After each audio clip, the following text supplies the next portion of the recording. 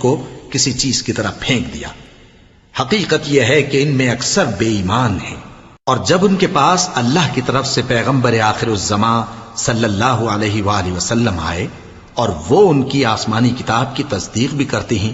تو جن لوگوں کو کتاب دی گئی تھی ان میں سے ایک جماعت نے اللہ کی کتاب کو پیٹ پیچھے پھینک دیا، گویا وہ جانتے ہی نہیں،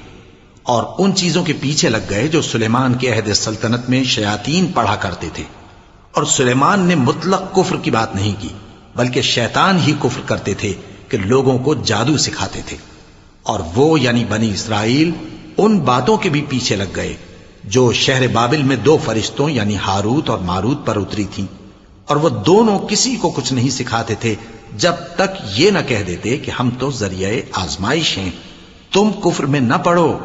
غرض لوگ ان سے وہ چیز سیکھتے جس سے میاں بیوی میں جدائی ڈال دیں،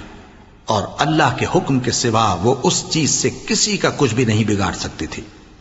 اور کچھ ایسے منتر سیکھتے جو ان کو نقصان ہی پہنچاتے اور فائدہ کچھ نہ دیتے، اور وہ جانتے تھے کہ جو شخص ایسی چیزوں یعنی سحر اور منتر وغیرہ کا خریدار ہوگا اس کا آخرت میں کچھ حصہ نہیں، اور جس چیز کے عوض انہوں نے اپنی جانوں کو بیچ ڈالا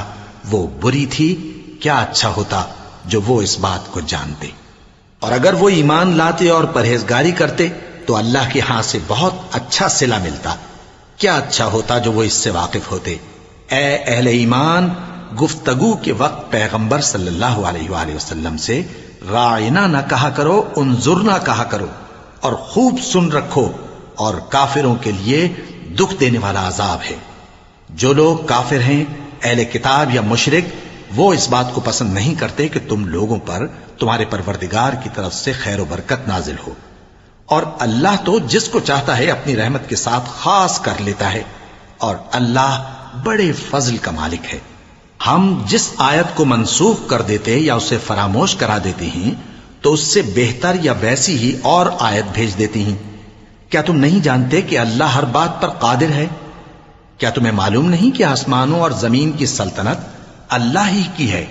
اور اللہ کے سوا تمہارا کوئی دوست اور مددگار نہیں؟ مسلمانوں، کیا تم یہ چاہتے ہو کہ اپنے پیغمبر صلی اللہ علیہ وآلہ وسلم سے اسی طرح کے سوال کرو جس طرح کے سوال پہلے موسیٰ سے کیے گئے تھے؟ اور جس شخص نے ایمان چھوڑ کر اس کے بدلے کفر لیا تو یقیناً وہ سیدھے رستے سے بھٹک گیا۔ بہت سے اہل کتاب اپنے دل کی جلن سے یہ چاہتے ہیں کہ ایمان لا چکنے کے بعد تم کو پھر کافر بنا دیں، حالانکہ ان پر حق ظاہر ہو چکا ہے، تو تم معاف کر دو اور درگزر کرو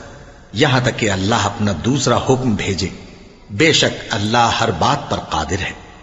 اور نماز ادا کرتے رہو اور زکوٰۃ دیتے رہو، اور جو بھلائی اپنے لیے آگے بھیج رکھو گے اس کو اللہ کے ہاں پالو گے۔